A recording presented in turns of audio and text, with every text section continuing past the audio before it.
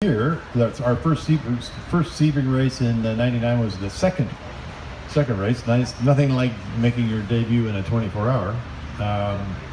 But yeah, this one was. I'm going to tell you all I remember.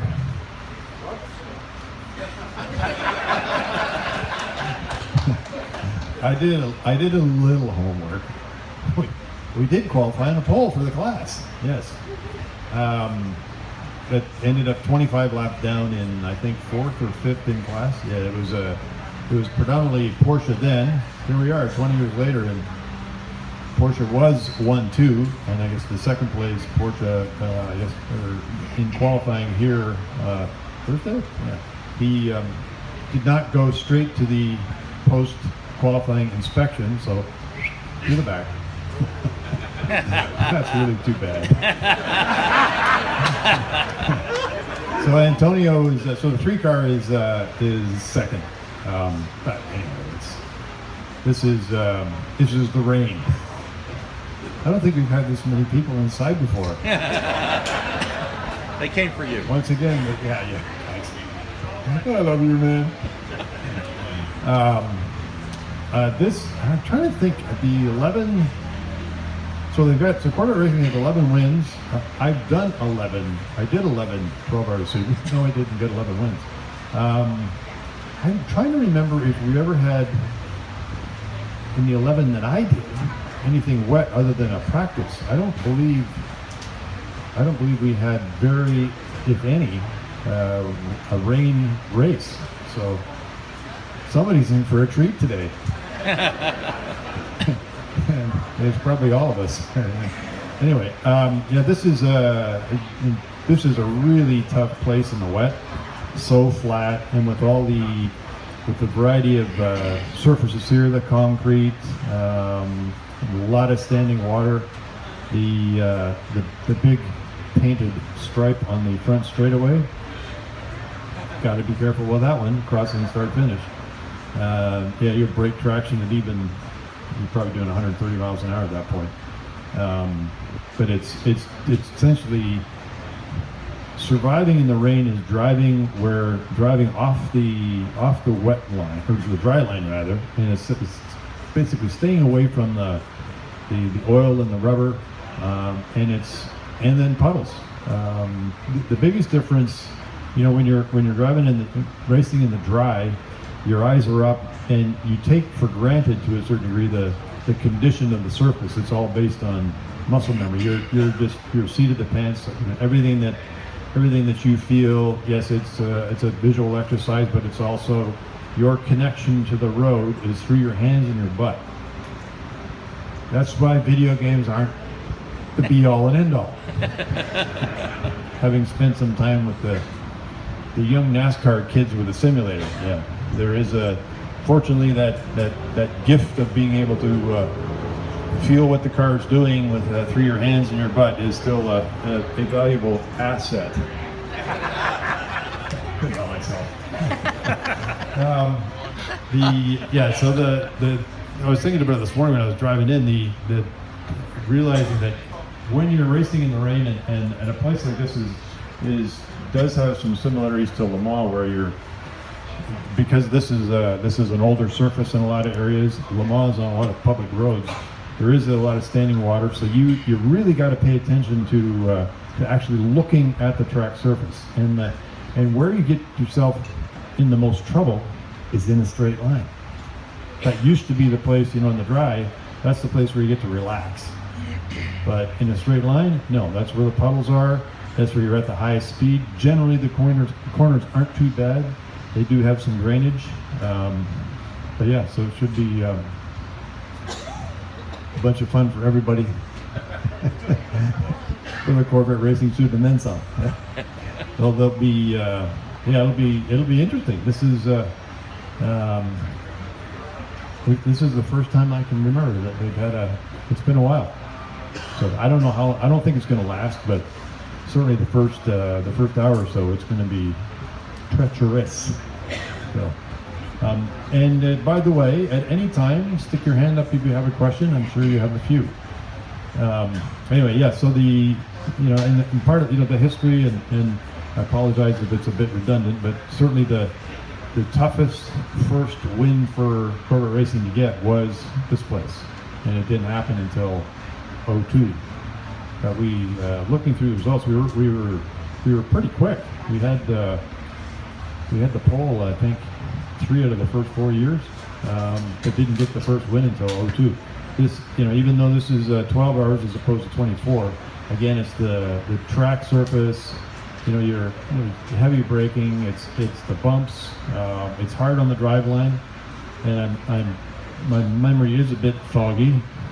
But that being 25 laps down in 1999, I think we broke a diff and had to change it. But on the mechanical side, if we had Gary Pratt here, he'd remember. Yeah. Anyway, you have a question? Yes, sir. Who were some of your co-drivers and which one did you like the best? Good question. The question is, who are my co-drivers? Yes, I did not have to look that up. Yeah, so the first year, the 3-car, and we actually ran Daytona was still a separate sanctioning body, so we had we had the number 2 then. So then the car that I was sharing, it was with Chris Neipel and John Paul Jr. And we were nicknamed the tall guy's car. Right. And I was the shortest at 6'2". Chris was 6'6". Yeah. John Paul was probably 6'3". Yeah. And then in the shorter guy's car was Andy Pilgrim, Scott Sharp, and John Heinrichsen here in 1999. And they crashed. That part I remember. Yeah, they had, and I don't remember why, but they had a really nasty hit in the inside of turn 17. I don't know whether it was mechanical involved, but I remember there was a caution and they were in the wall. So, and who is my favorite co-driver? Y'all know the answer to that, I think. Yeah, the first guy to pee in the seat, Johnny O'Connor.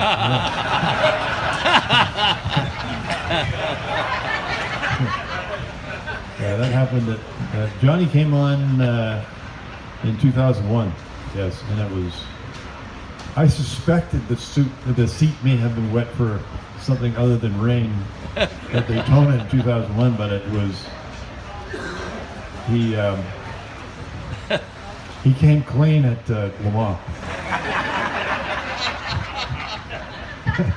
I got it. It was and it rained the majority of that race in 01, and I got in the car and I was concerned. As I'm leaving pit lane, Dan Binks said, "Danny, seat's wet." I don't know, because they're always worried about trying to keep water out of the interior and electrics and all that. And he was in a bit of a panic. And as I'm going down the Mulsanne, he finally gets back. O'Connell pissed in the seat.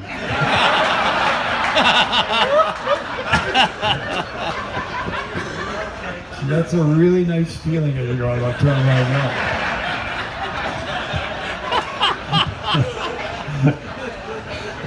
Sorry. It's like shifting fear. Yeah. Anyway, Johnny. Johnny was a terrific guy. We're still close with a lot of them. But it's 10 years. I think 10 years with Johnny. And you become closer like brothers. And that'd be the part that I miss the most is that the camaraderie with the team and the guys. And we were talking about that a little bit yesterday in a 20th anniversary thing yesterday morning, and it was certainly with the atmosphere that Pratt Miller, certainly Gary and Robin Pratt created. You just wanted to do so well just for them. Robin's the den mother and Gary's the dad of the team. He just a true racer. This is a guy who could sort through. He had great vision. He could sort through the engineering information and be sure to relate. What's real. How does that apply to the drivers? And because and he mentioned yesterday again where there's a human still has to drive the car. You know, it can't just be a full-on engineering exercise. Somebody's got to drive it, and they got to feel comfortable. So, anyway, I'll go right over here. I know you're doing a historic race here shortly, but are we going to see you back in the Trans Am or Yes, I'm doing old fart racing now. Yeah. They started, so SVRA started, they started last year, they call it a vintage race of champions, V-Rock. And we did the Brickyard and VIR. So this year it's Road Atlanta in a couple of weeks, Road Atlanta and the Brickyard again in August, and then VIR again in September. And I think in 2020, if we have all of us old guys live long enough, they're going to go to 5 races in 2020, yeah, and they're 50 minutes, which is plenty long enough. When you're 60 years old, it's a kind of cool format. So they're all 60s and 70s era Trans Am cars, and one of my longtime sponsors, the guys with Hawk, are still involved with my school. The retired CEO. Dave Roberts, he's got a whole bunch of vintage cars. So we've been running a Krager Camaro. I ran a Krager Corvette in a few races for them in World Challenge in 2010. Anyway, so that's where we're running a 69 whole Trans Am Series Camaro, which is kind of cool. But the format is the car owners get paired with a former driver of some former caliber. They've got IndyCar drivers, NASCAR, and sports car guys.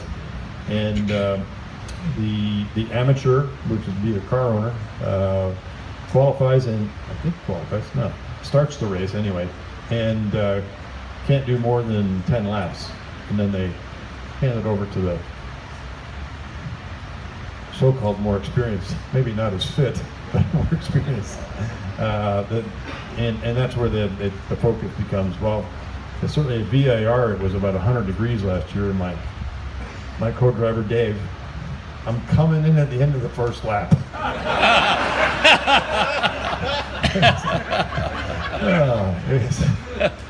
And I'm thinking, oh man, that's going to be a long time, and this thing does not have a cool box like the Corvette does. And it was just hot and muggy. Yeah. And our crew chief, Nick Shore, I said, Nick, can you tell Dave that he's the one wearing the cool suit? He ought to do his 10 laps. No, he's coming in. So we convinced him to do 2. And then we took over from there. Yeah, it ended up, there was two classes, like an A production and the B production. I think we were third in the B production with the Camaro. So, wow. The long-winded version, yeah, but it's fun. There's, to see, I don't know that many of the IndyCar drivers that participate, know of them. Certainly the NASCAR guys, I do. They had a fairly large contingent of them at VIR last year, so it was, but yeah, it's good fun. You get about halfway through the stint, you remember, oh yeah, now I know why I don't do this anymore. This is way too hard. Hot and sweaty and difficult, yeah. Anyway, sorry. Yeah. Was racing in NASCAR, did like was that enjoyable for you? Did you like that, or? Yeah, the question, nice t-shirt by the way. So yeah, the question was, did I enjoy the NASCAR racing? Absolutely, yes. The best part was they paid really well. Yes, yeah, they turned right as well as left. Yeah, yeah, the NASCAR racing, it was, you're dealing with everybody's generally in the same class, and it was just to get the number of cautions that tended to interrupt the race, which was a bit unusual. It took a little bit of getting used to make sure you're on your game for restarts, because it doesn't happen that often. Cautions don't seem to happen, touch wood, as often in sports car racing. But yeah, no, it was a lot of fun. It was more about it's driving those cars, being their 30, they were 3,400, I think they're 3,300 now, 3,400 pounds on a skinny 10-inch tire. Back then they were close to 900 horsepower, and with a 15-inch wheel, you can do the physics that you don't get to pack much of a brake package inside of a 15-inch wheel. And a 3,300 pound car with 900 horsepower goes like hell in a straight line and doesn't stop. So, but yeah, it was more like the showroom stock racing that I did back in the 80s, racing a Camaro back home in Canada.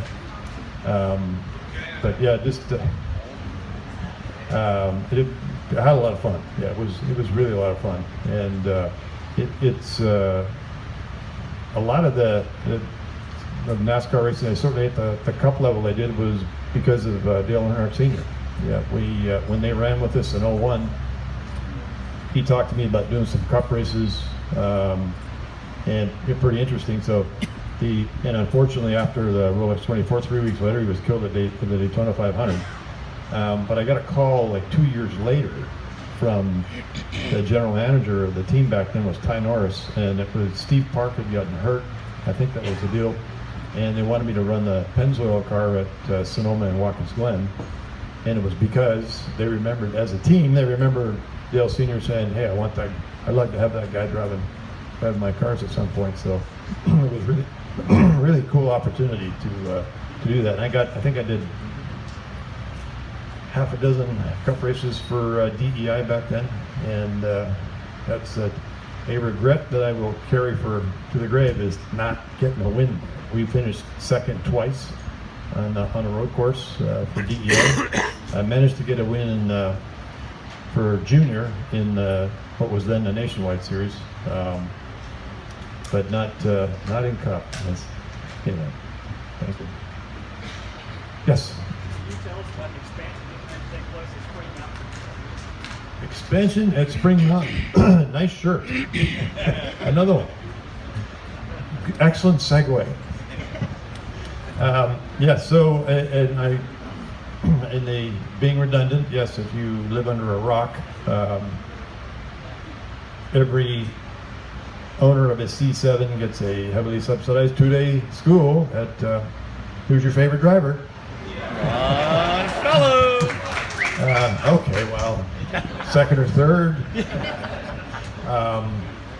So it's Spring Mountain. So this is we're starting it was 10 years back in 10 years in October of 18. That was our 10th year. So yes, we've got it's a beautiful motorsports country club. For those of you who have not been there, we have over 6 miles of track broken up into a mile and a half, a 2.4, and 2.1. Hopefully that adds up to over 6. And the 2 mile plus sections are occupied by our Corvette school, C7 school. So as busy as we are, we're doing about 5,000 Corvette owners a year through the school, and yeah, so we're busy. It's great, and it's also ridiculous to know that we don't have enough track out there. So the two owners are a couple of California businessmen, and have been responsible for the growth of the place. I'm guessing it's tens of millions they put into the place since they bought it in '04. But it is truly a motorsports country club. We're looking at another about 2.2 mile expansion. They've got homes going in there now, and there's a hotel to go on the southeast corner of the property soon. It will be a destination unto itself, if it's not already. And if you want to go golfing, it's on the other side of the highway. So. But yes, we have had a great partnership there, and looking forward to continuing to do our part for you Corvette fans and Corvette owners, and those and we certainly get plenty that come to the school. They're curious about the Corvette and haven't bought one yet. But generally they go home and buy one. That's right. Yes. Can races like the 24-hour, Daytona, and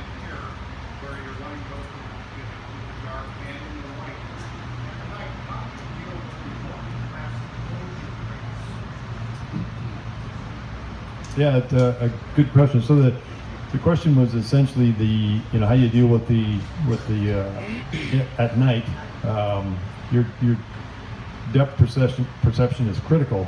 How do you deal with that? Dealing with the closing rate, whether it's prototypes coming from behind and cars in front. The prototypes coming from behind, who cares? Just don't get hit by one. Certainly now I never got a chance to use the new electronic systems they have. That essentially it's like a radar system from behind. It does a lot of that rear viewing for the Corvette team now. But yeah, it used to be the good old-fashioned way: left side mirror, right side mirror. And generally, the crew guys, you rely on the information.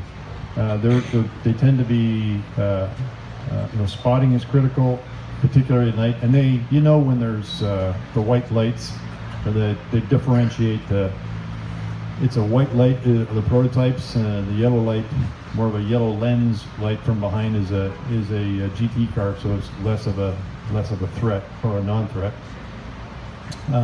But yeah, and our guys have been great at letting you know, P car coming 3 seconds back, and the closing rate is about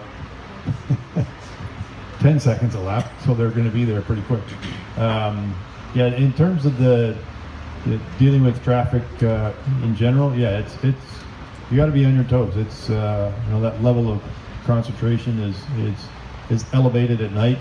This place, you've got a lot of concrete walls. There's shadows.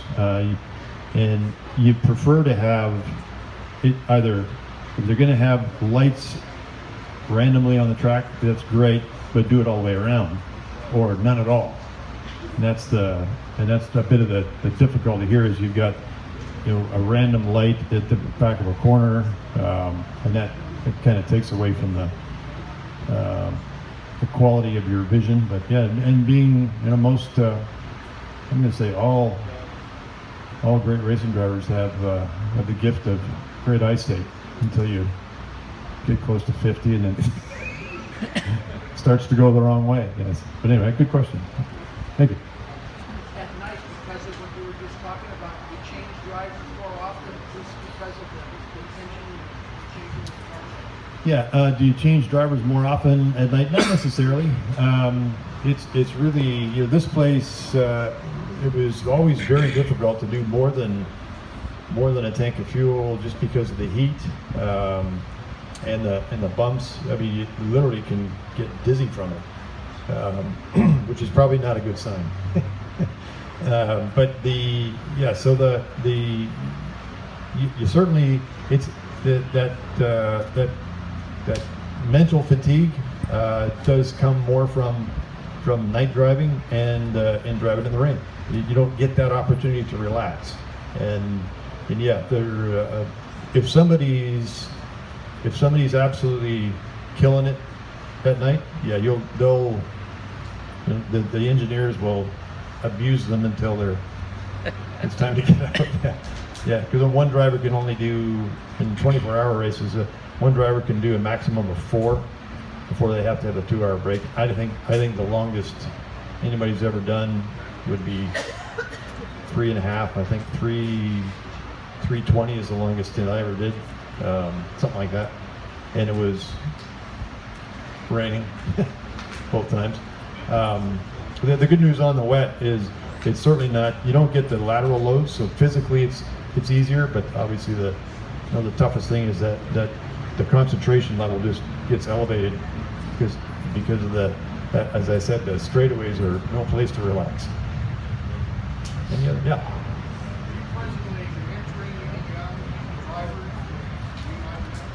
Mentoring any young drivers?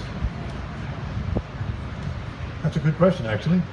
Yeah. So one of the things that Chevy has taken advantage of with our school is bringing a lot of the young NASCAR drivers out to the school to teach them how to turn right some. So we've done that. I think this will be the 5th or 6th year we've done that. Yeah. So pretty much all the. I mean, go through the list.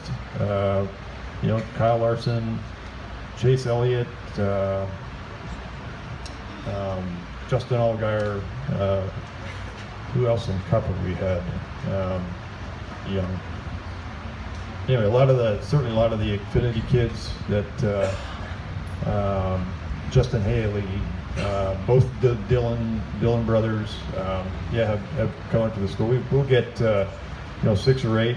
Last year we had the entire Hendrick Cup team come, and they did some road coursing at the school the day before Sonoma. So it was Jimmy, William Byron, and Alex, and who am I missing? Chase. Yeah. So and I rode with. I don't normally do that. I do not do right seat, and I don't expect my instructors to. But for these guys, I feel a little safer, I think. So I'll get in the right seat, and they're just tremendous talents. They respond. They've got great feel, all of them. And if they're not doing the right things on a road course, you can pretty much get them to understand what the concept needs to be. They just have great car control, and it's not a surprise. Again, when you think about the physics of a 3,400 pound car with all that power and a skidding tire, you spend a lot of time sliding.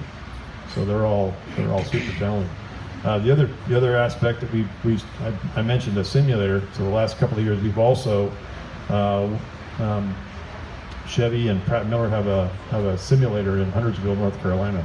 So we've done some work with the kids there with the simulator, and it's been interesting to see the kids that are really good on the simulator. How good are they on the racetrack? And like I said, that the fastest guy in the simulator has never been the quickest guy on the track, but it just means he plays more video games because it's strictly a visual exercise, and that continues to be the challenge from an engineering standpoint with simulators is to keep getting that adding that your ability to simulate what you feel through your hands and your butt. And it's coming with the hands part, and they use this one has motion, and it's a pretty cool deal. And it surprisingly it didn't make me sick when I ran it. But it was it is again that strictly visual skill.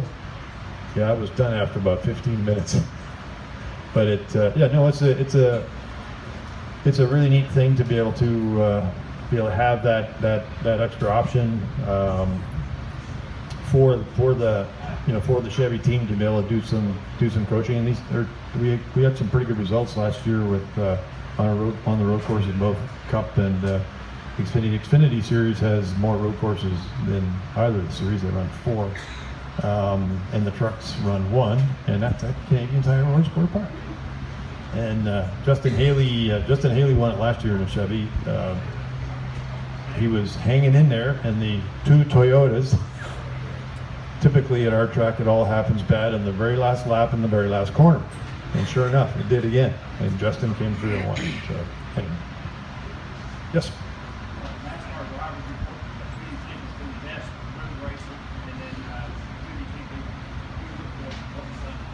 Yeah, best road racer. Well, I think that you can go back through a couple of generations. And Jeff Gordon was outstanding. Tony Stewart. They all figured it out. Mark Martin in his era. It's hard to not think Kyle Busch. He's gotten very good at it. Brad Keselowski. I think in terms of up and comers, Kyle Larson and Chase Elliott are certainly two that I see as have really taken to the road racing and done very well. They get it. And Joey Logano's another one. So he's a Ford guy. Yes. The new cars that they have out there today, have you had a chance to go in there and go for a couple of laps? I think you can fit the seats and all this stuff. Why, thank you. I wonder if they were nice enough to actually give you just a couple of practice laps. Well, there is a tall guy car now. It's the 4 car. but it's the tall and really skinny guy car. Yeah. Yes, I can sit, and I don't know if I can drive. No, I have not driven the. I've driven at the Oscoda. We've done a lot of straight line. That's they get an old guy to come in because he can just drive fast in a straight line on this big airport runway to collect aero data. But I've not driven the latest T7R on the track yet. Never say never. I just gotta ask, right? Yes. And Gary made a joke yesterday, and he was joking. He just said, "You bring your suit and your helmet because it's gonna be raining tomorrow."